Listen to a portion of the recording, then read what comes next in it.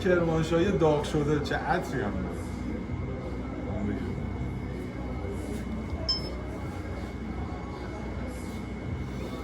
روغن کرمانشاهی داغ شده یه عطری داره باورت نمیشه.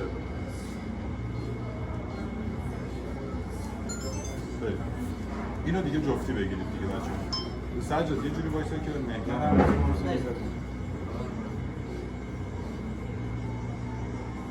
این روغن رو نه وایس اسمش نگفتی چنگال. چنگال دیگه نگفتی میگیم وایس. اول اسمشو بگو بعد ترکیباتش. باشه. این صبحانه اسم چنگال کردیه. این روغن رو ما میریزیم روی نونا.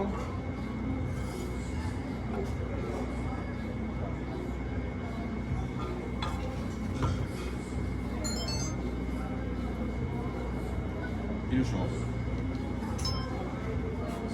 بده. نه بدون. اینم شیله توت کردستان. اینم یه مقدار اضافه میکنیم.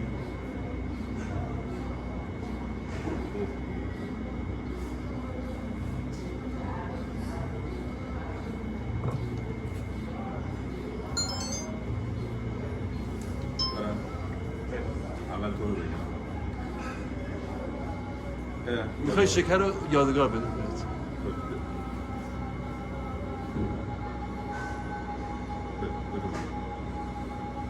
معمولا یا شیره میریزن یا اینو خواستم بگم. درسته؟ نه درسته. نه دوربینا اول من بریم. اول تو رو بگم. معمولا یا شیره میریزن یا شکر، ولی من جفتشو میریزم، ولی شکر رو خیلی کم.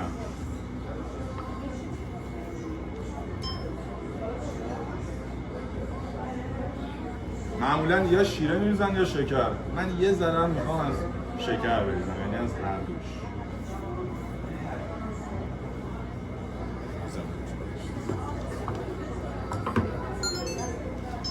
اینو اول تو رو میگم. اصلا برای همین بهش میگن چنگال.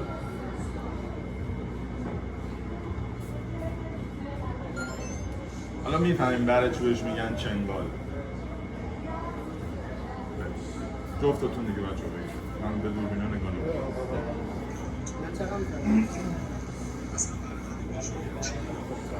کات کنیم بریم جلو برای مالیدن.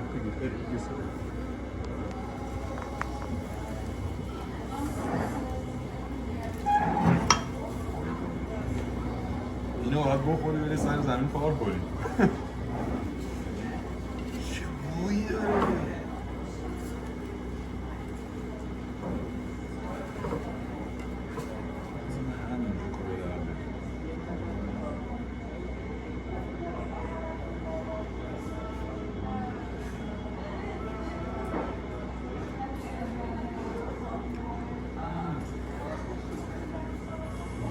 طعمای بهشتیه.